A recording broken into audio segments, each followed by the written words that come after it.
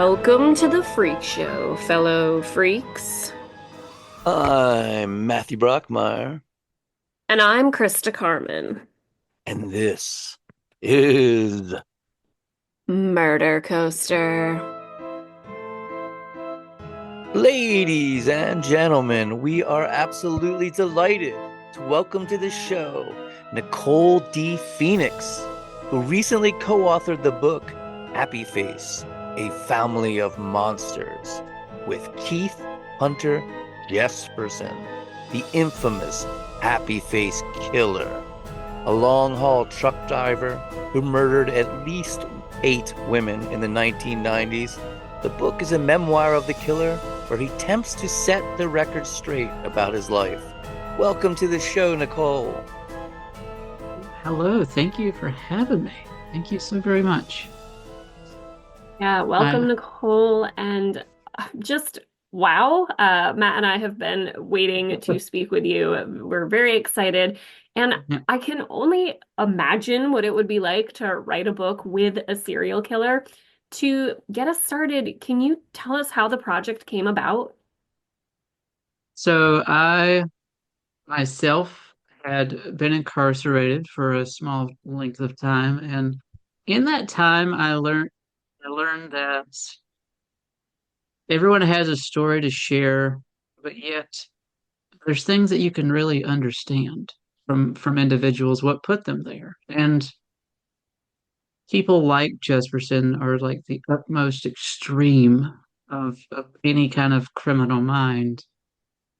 And I had the idea because I had always been a true crime fanatic. I always loved reading true crime, trying to understand the how and the why of it all. And it was really a birth from my attempt of trying to understand because understanding the minds and motivations of serial killers, it's a difficult and disturbing task. But I feel that it's also a crucial one because I think studying, especially with this book, it's the unfiltered, raw account from the man himself. I think that studying these unfiltered words, we can gain a valuable insight into thoughts and feelings and behaviors. And that's really the ultimate answer to why.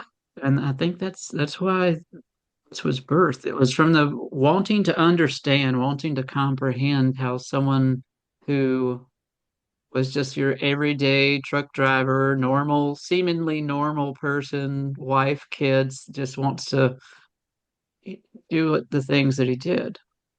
So that's How where did it you came guys from. communicate? Did you talk over the phone, or So did you ever we visit did him? no, we have a visit. Hopefully this year I'll go see him one on one. Our correspondence started through handwritten letters, and I have numerous pages upon pages of letters. And then it became, when we initiated the project, we knew that we were going to talk. We were going to, so I allowed him to call me on the telephone. So we called on the telephone a little bit. And that's how I compiled everything, was from letters and phone conversations. What was he like? He attempts to be humble, but he's a very egotistical individual. He truly is. He likes to talk about himself, of course. He likes to boast and brag, and he's just, uh, So we had Gillian Lauren, the author of Behold the Monster, the story of Samuel Little, the most prolific serial killer in American history, on the show. And Samuel actually told Gillian things that he'd never confessed before, but it came at a very weird price. Um, she had to yeah. she had to flirt with him. She had to mother him. She had to promise to always take his phone calls, no matter what or where she was. And she developed this very incredible but strange bond with him, became the executor of his estate when he died, and she ended up Oh, getting his wow. ashes. Did you feel any of that weird pressure? Did he put any of those like kind of things on you or anything like that? Or No, surprisingly, he was always very polite. The first couple of letters, he was very standoffish. And then went on once we developed some sort of written correspondent connection, whatnot. He expressed why. He said usually most people will send a letter or two letters max, and all they really want is his handwriting or his signature in return for collections, you know. And so at first he was standoffish because he didn't know what my intentions were. And he was always very polite. Or still is. I mean, I still correspond with him on the book. And said to me his reasoning of doing this book was that he'll be 70 this year. He's not sure how much more time on the earth that he has. He's thinking more about death, more about him being gone out of this world. And last April in 2023, he finally had the last case conviction. He finally got his last conviction in Florida. And he was willing and able now to finally tell the whole story without fibbing or adding white lies or stretching things out or making it fit the mold that he needed to in order to get the plea deals or the court to give him the proper deals that he wanted to stay off of death row. So this book will discuss his Florida case, which he himself has never mentioned. I don't think any books prior to this has mentioned that case. And it goes into other things about the other cases as well, about how he got those plea deals. So, as far as feeling any kind of pressure, is no, he's never asked for anything. He's never asked for money. He's never asked for handouts. He's never asked for me to send him anything. Um, so he's been really open and very willing to just talk about it.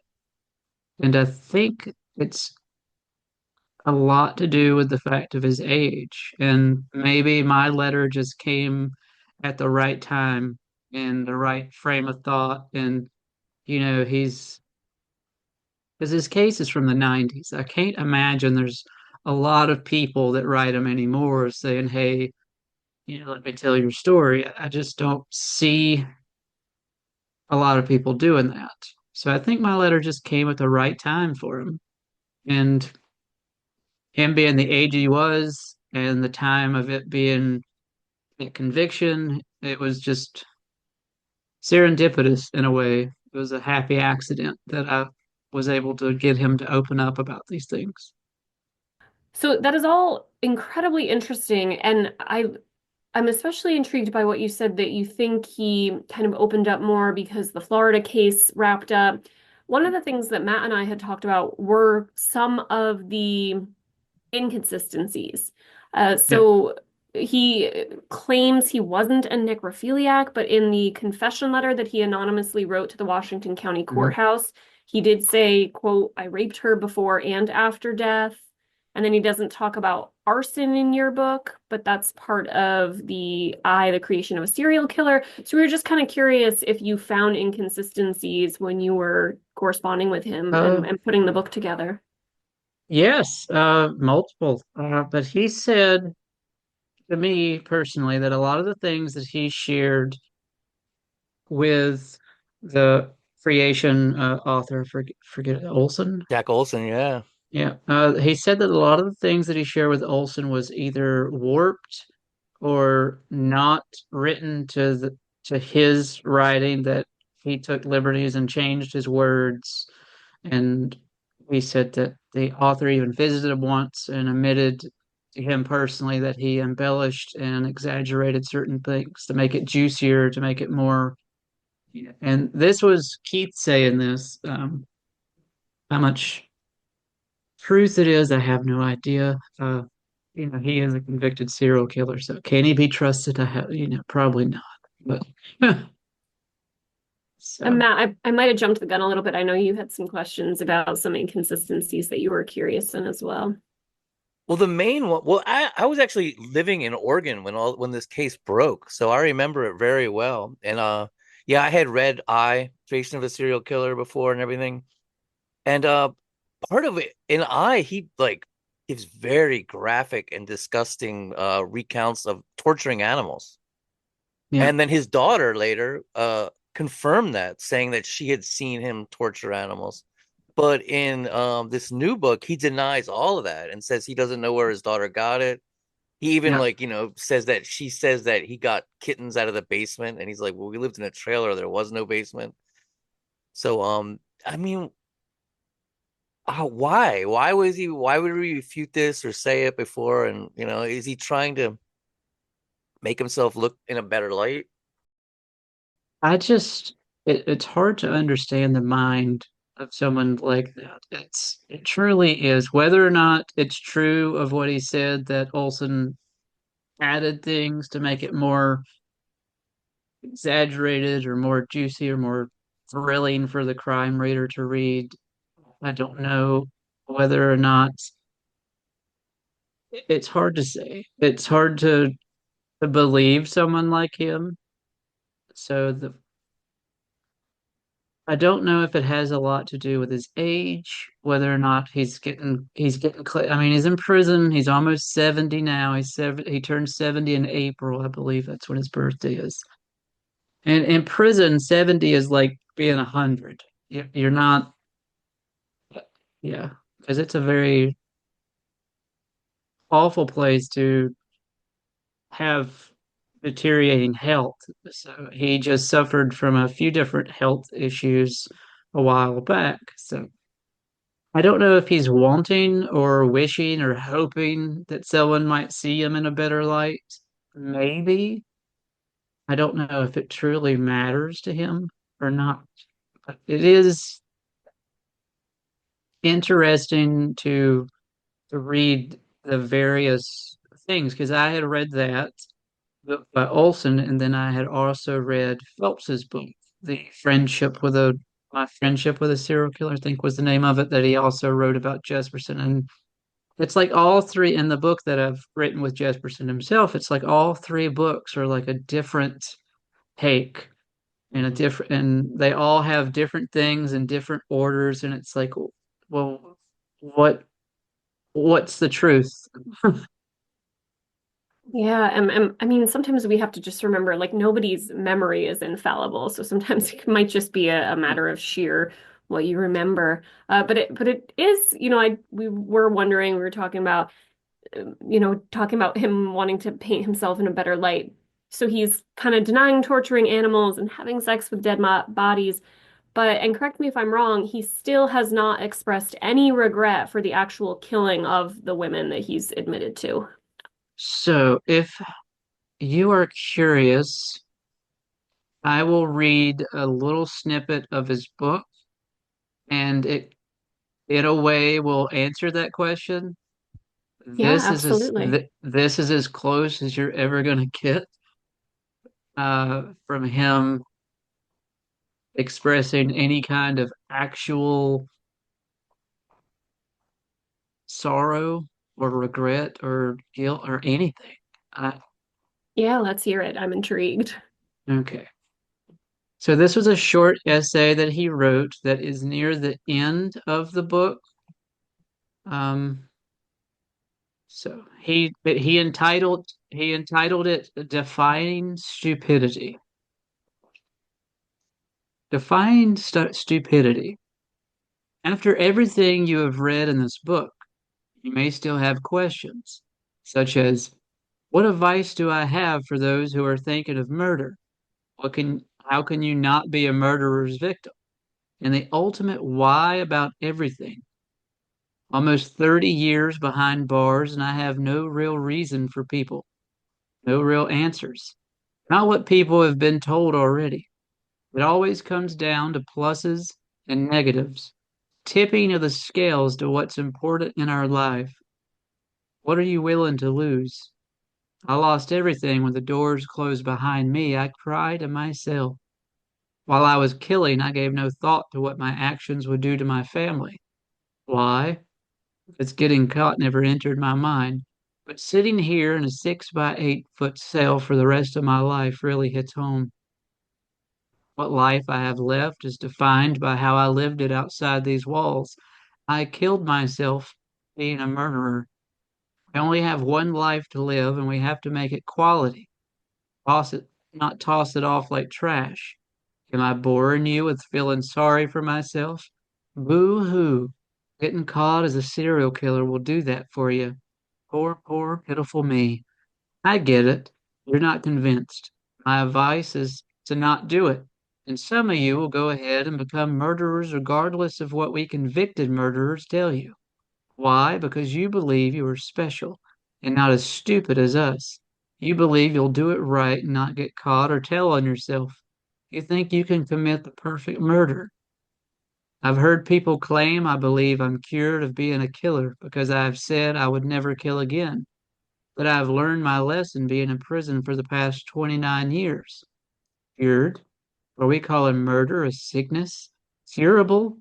I'll tell you this. If released, I would not murder anyone. I value freedom. If you value your freedom, walk away from trouble. Do not engage in such a senseless act like murder, like I have. Who I am today is not what I was back then. I value life now. So he Wow. never says he's sorry. No, He he Right. never says he anything about ne- the women he killed. He's just like, he oh, poor never me. Don't do it. You'll get locked up in prison. But he's not like, he's, Yeah, it's but he very like philosophical, very, but just kind no empathy. of, yeah. Psychopath, man. zero. Zero empathy, no sorry, no, my, not even a my bad, nothing. Nothing. Oh man. Absolutely nothing. He's in this book. I wrote it in his words, of course, and transcribed it. And I believe this type of approach is not only unique, but it also adds that layer of allowing the reader, be it a criminologist student, a professor, future law enforcement, or you're a true crime junkie who just wants to analyze things. I think this book offers that approach that a reader can go into it and truly feel like they're sitting down with the person and having that conversation. They can analyze their word usage, their cadence and their vocabulary, the way they structure their sentences and paragraphs. And this knowledge, I think, could help us understand the root causes of these types of actions and ultimately, hopefully, prevent similar crimes from happening in the future. This type of book that I wrote, this type of approach, it's not about glorifying or romanticizing or giving anyone a platform uh, about their actions, but rather an opportunity to gain a deeper understanding of the complexities of the human mind and how dark it can go. Because by analyzing their language, their tone, the demeanor of their words, hopefully someone with the knowledge can identify the patterns and the warning signs and things that may indicate, the that type of behavior occurring into the future. For instance, like researchers have found that many serial killers exhibit certain linguistics, like lack of empathy, tendency to blame others, fascination with violence. And when you're reading this book, you'll see that. Just for example, the section that I read, there's no real empathy. There's no real, there's a lack of that, of very much, it's just none. He tries so hard to one up someone and to be the top person, like, ooh, I can write this and it's smarter and better, and you're not going to outdo me, kind of thing. It's almost like he taunts someone in a way, like you can't do better than I did. in the tone that he uses. It's not the "I'm sorry, I feel remorseful" tone. It's the tone of "you'll never outdo me, I'm better than you." And I think something like that, by studying words like that, his choices of words, it can provide that valuable insight into not only the social and environmental factors that shaped him, but also just how a monster, how a serial killer can be created, can be made. It allows us that debate whether or not it's nurture or nature. When in the book you'll read about his childhood trauma, the abuse, the neglect, but it's never to excuse, but only to maybe add that insight, add that layer of possibly understanding why, because that's really the ultimate thing about this book is trying to understand why. Because understand why allows us to hopefully provide prevention, and it keeps similar tragedies from ever occurring again in our future, in our society. But without that understanding of why, it's harder to develop that sense of safety for other people. One of the things that makes this case so fascinating, of course, is the fact that he was like writing this graffiti and writing these letters. And, serial killers going all the way back to Jack the Ripper have written letters to the press, reveling in the attention. And in some ways, it's almost like a furthering of their sadism, shocking the public, delighting and being Yep. horrifying. But he claims, he was doing it to try to free Laverne Palvinick and John Sanavosky. Do you think there's that he really cared about them at all? Like, or do you think he was just kind of almost, boasting about how he got away with it? I don't know if it was boasting or if it was more so I'm not getting credit for what I did. Right. I want credit for what I did, and they're getting it. I deserve that credit kind of mentality. Um, he claims in his book that he was trying to help them too because innocent people were involved and he didn't want that. And when I was reading this and typing this out, my initial thought was, so why do you care now? What Yeah. that an innocent life is going to prison, but you didn't care about the innocent life you actually took. Where's the difference?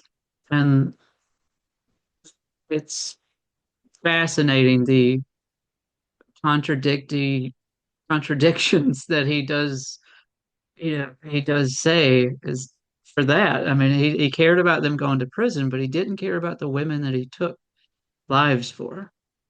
He I just to trying to grasp your thought on that is And I wonder really if he would have even I wonder if he would have even done like that campaign to free them if his brother hadn't handed that letter over to the police where he had no choice now. You know what I mean? yes. To accept Yeah. it. Because it seemed like he was going to go into the deny everything mode. He was telling his brother, Yeah. destroy the letter. But then the letter comes up and he's really got no choice. Yeah. I think that was a big part of it. And it was one of those things, well, I'm caught, well, I'm gonna make the best of it kind of thing. Kind of like for example, Charles Manson. He knew he was going to be in front of television cameras. He knew he was going to be in front of newspapers and magazines, so he made a show of it. He made it a theatrical show, and he was the leading star. So I think it's that mentality of, okay, I'm the leading man. This is my movie. I want to make everyone captivated with my performance, kind of thing. And He even made what a serial killer starting kit. Like what the fuck? yes. Yeah, because he intentionally got attention. He sent letters to newspaper articles, letters to magazines, letters to newspapers, letters to, and it was really, I think it's that need for attention, that need to be seen, that need to feel important because he felt important when he was taking these lives. He felt important when he was ripping and destroying these innocent lives away from the world. when he was finally caught, he didn't have that power. He didn't have that control. He didn't have that feeling of this egotistical, godly feeling anymore. So it was like his way of still having that. Well, I'm going to write them and I'm going to make them look at me. I'm going to make them pay attention to me. I'm going to write this and make them talk to me or make them want to see me or talk to me. It's this feeling of control. Mm. So you brought up, that feeling of being a god and how he had all that control when he was killing. I'm curious, I know Matt's curious. Do you think that he killed more people? I believe there is a possibility because he said there was never any more, and then the Florida case came up and he admitted to it. Um, but he never volunteered that case prior to that. He never volunteered and said, "Okay, that's mine." He only did that after it arose and came to the light in the public. So could there be more like that? It is possible. I mean, he was a long haul truck driver going, I mean, states to states to different states and picking up mostly women that were either hitchhiking, drunk in bars, or prostitutes. So he was picking women that normally weren't being looked for. So is it possible? I think so. I think the possibility is real that there could be more. At one point, he claimed 136, but that sounds like a ridiculous number. That's just over the top. Yeah. Yeah, long haul truck drivers. He reminds me a lot of Wayne Adam Ford. Have you ever studied that guy? No, I have not. He's from where I'm from, where I live in Humboldt County, and he was a long haul. He was exactly like a huge lumbering big guy who was a long haul truck driver, targeted sex workers and at truck stops. And he actually turned himself in. It's really disturbing. He walked into the police station here and he said, "I have a problem," and handed them a human breast. But Goodness gracious. I That's know, right? It's I know very wow. it's not funny, but it's also like That's so disturbing and absurd that you just like kind of have well, to it's laugh horrifying. or you'll cry. and Keith wrote him letters, Yeah. but he didn't write Keith back. But Keith wrote a lot of serial killers letters, huh? He like Yes. pen pals with Rex Howerman. Yeah. He wrote with Rex Howerman. Uh, What a weird. he, yeah, it's a heck of a. So he did a Keith Jesperson actually did a podcast himself recently on the lighter side of crime, is the name of it. I forgot the host, but supposedly the host is the owner of that letter that Rex and them wrote back and forth with. The host of that show has those letters. I don't know if they had stopped writing or if they continued to write. I'm not sure. There's a lot of laws where prisons can't write prisons, but there's some prisons that can. It's very weird how it works.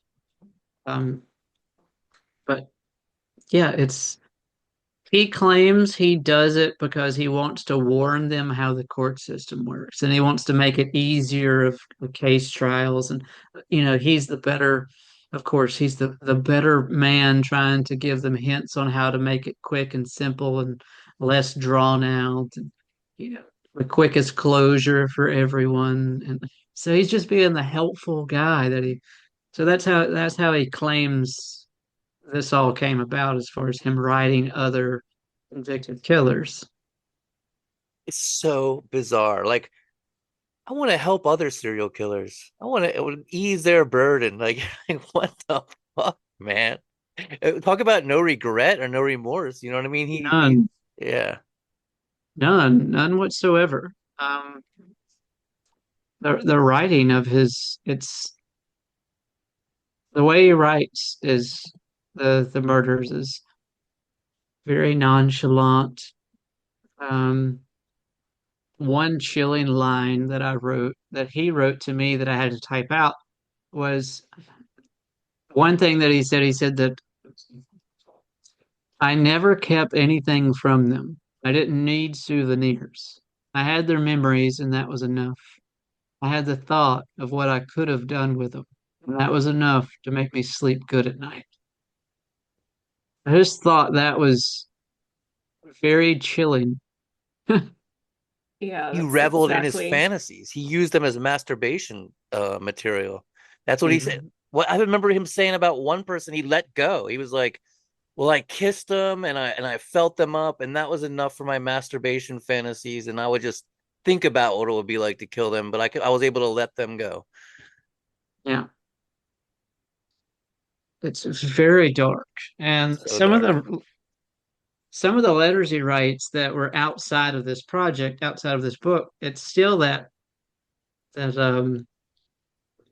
I'm better kind of mentality. He suggested to send a copy of the book to Dennis Quaid because he's supposed to be playing him in this Yes. upcoming project. He said, "Well, make sure you send a copy to Quaid. I'm sure he would like it." And things I'm like, he probably doesn't want to read this. A good actor should though. I think you should read it. You know what I mean? You should read all the material you can. Oh, of course. Yeah, I hope he does. Yeah, Do you but think Quaid looks like him a little? it's just no, I don't. He's not as big. No, he's such a huge person. He's six He's six. I six. saw 6'6" and 6'7". Yeah. Which is just Here, terrifying to think about, like him coming, like there's no escape. Ugh. Well, he used no. his fist. He would take his fist and press down on their throat as hard as he could using all his body weight. Oh man. So his handprint pretty much covers the Holy shit. entire Yeah. the entire page. It's like the whole size of a page. Like very Killers love to huge show their hands. handprint. Richard Ramirez would always send people that shit too. Yeah. Yeah, I don't know what it is. It's like I guess it's the only thing they could really do, I guess. I'm not sure. That is a very popular thing amongst serial killers. I mean, it's what they And here, use to kill with. here's my hand. So Ugh. it's very chilling to read some of his nonchalant letters that he sends, where he's just talking about the weather or talking about his day or how he feels. Because it's like he's just nonchalant. Yeah, today's a good day. The weather's nice. It's a little bit cold. It's just to know what he's done. It's one of those things that takes a lot of energy to play the part of a caring friend per se, or someone who actually cares how their day went. I don't care how your day went. I think the approach that I had was I'm your friend. And I think that approach allows them to maybe open up more than they would to say a journalist or an officer or any of the sort. It kind of like maybe even subconsciously allows them, ooh, a friendship, and then they start to open up more. So I think possibly my hope is that I've gathered some insights and some material that is fresh and is maybe even more true because of that in his mind, he saw this as talking to a friend and not talking to a journalist, not talking to a news reporter, not talking to, and that's my hope. And through that, it allows more of a truth to be analyzed. So speaking of truth and people talking to the media and podcasts, we wanted to talk about Keith's daughter, Melissa Moore, who has Yeah. written a book, done a podcast, appeared on numerous television shows discussing her father.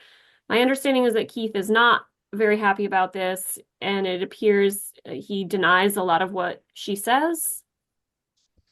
He does. He does. It seems like his daughter has put like a, don't know if it's because she's making money doing this and he's not, or if it's he's not a part of it. I don't know, but he does not like anything that she does at all. I don't know if it's because he claims that she lies in a lot of her stuff, that she embellishes a lot. And I just don't know if it's just because it's not him talking about it or it's him not making anything. I really don't know why this animosity he has towards her speaking about his crime or about her life with him, or I don't understand where that comes from. Yeah, that's interesting though. I mean, it might be, I don't know that I would necessarily call it simple, but it's kind of a simple explanation, just that like she's got the control to go out there and do things and reap the benefits of it, and he's kind of at the mercy of people coming to him Yeah. and getting what he considers the real story. Control. They're all about it's all about control. They all are. Yes, definitely. I was writing, I know this is about Keith Jesperson, but I was writing with, for example, about control. I was writing Dennis Rader, and me and him wrote for several months, and we were actually going to work on something, but then he wanted that control. He wanted my phone number. I said no. Then he wanted me to send him a book. I said no. He wanted me to send money. I said no. And after a couple different no's, he's like, well, okay then. And then he blocked my address where I couldn't send him anything. And that was that his control of, well, you're not going to do what I asked, then I'm going to not write to you anymore. And cut all ties of me doing it ever again. So it's that feeling like you're in control because they don't have any anymore. I It's heard that he almost has a inner that he pathetic. has an actual application. Did you have to fill out an application to talk to him? Like where he asks all No, these personal questions and stuff? No. no, no. I think he does that those to some people, but no, I didn't. I was very persistent at first. I wrote and never had a response, and then I wrote again, and then I wrote again because I was like, you know what? I want this man to write me because I want to try to pick apart his brain. And he sent these letters of his handwriting is god awful. It's very bad. Just very poorly written. But he is nearly 90, I think. So, Oh my God, is he that um, old? Holy shit. and has very, very poor health. But his handwriting is just almost illegible. Like it's awful. But it took a while, and then finally he started opening up. But then he never opened up fully. He would only answer questions that he wanted to answer. And then certain questions he would answer, but it would be like within the letter, like almost hidden in the letter. And then he would put little letters next to things. And like if you put those letters together that were marked within the letter, then those made a sentence. Like it was very awkward and weird. That is so weird. Well, he's like into like poetry and stuff. He thinks he's a poet and stuff, right? Yeah. Yeah. I actually have a few poems of his that he wrote. So Nice. That's pretty cool. they're not very good. No, I wouldn't imagine they were. It's just so darkly fascinating and strange. Because he just, I don't know, poetry, you think of like people like being so empathetic and so like emotionally, Yep. open and stuff. And then you think about a serial killer and they're the exact opposite of that. It's just, Yep. Yeah, his poetry are more like about the seasons, about flowers, gardening. Um, it's like he cares more about a plant than he does human life. It's very bizarre. All right, well, I'd love to hear if you have any other projects that you are working on or you have in the works or you're going to embark on soon. Ooh, well, I'm currently working on a piece at the moment with Miranda Barber. I'm not sure if you're familiar with her, oh, or not, but I am No, working on I a don't project. think so. So Miranda Barber was a 2013 case in Pennsylvania. Uh, she and her husband murdered Troy. I cannot pronounce his last name, so I don't even want to try to butcher that last name. But, anyways, Miranda Barber and her husband killed an innocent man, finding him on a Craigslist and offering him sex for money, and they ended up killing him instead. And once she was arrested, she claimed she had killed nearly 100 people.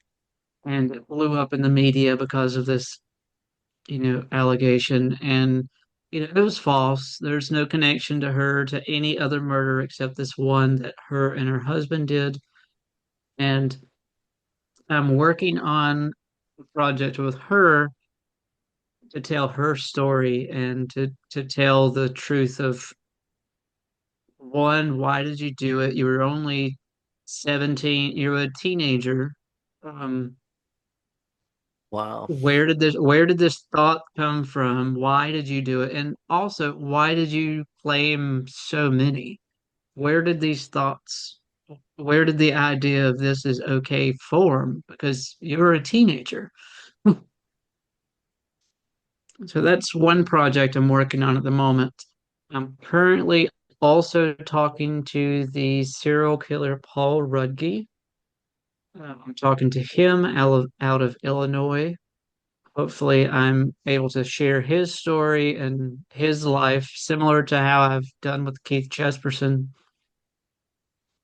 And I'm currently also writing another serial killer that he wants to be not mentioned yet because he does have some appeals happening. But once those are finalized, either for nay or yay, he is willing to talk to me, and he is also in Illinois. He once had supposedly a connection to Gacy, but it was a falsehood. There was no actual connection. It was just something because of them being around the same time in the same area that rumor had started. But he is supposed to be sharing his story with me as well after the appeals are finalized. So lots in the works in the true crime department.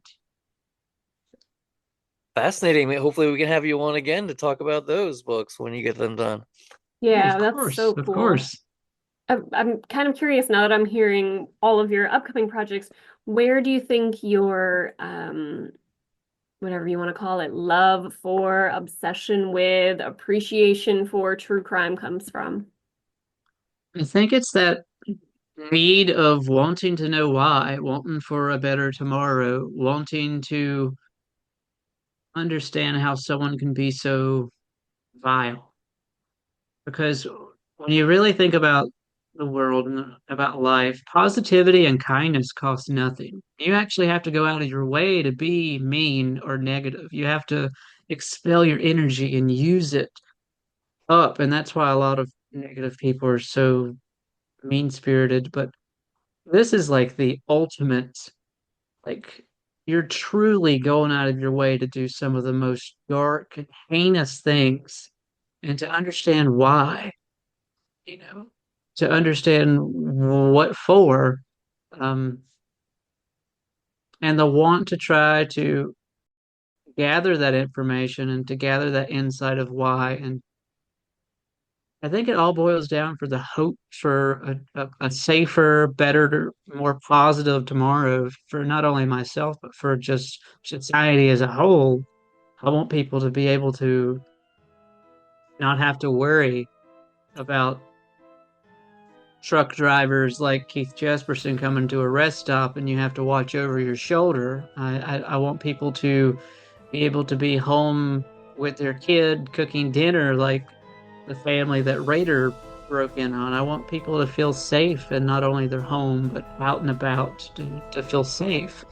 And I think this fascination was of that need to understand and that hope that I can offer some kind of information for those who have the abilities to possibly make it a better society. That was absolutely beautifully put. That was wonderful. Yeah, that might be one of the best answers we've heard on the podcast. Yeah. Well, thank you so much. Okay, ladies and gentlemen, thank you so much, Nicole D. Phoenix. The book is Happy Face, A Family of Monsters. It is out now. You can get it anywhere fine books are sold. And we will put links to it in the show notes. Thank you so much for being on. Thank you. Thank you for having me. Thank you.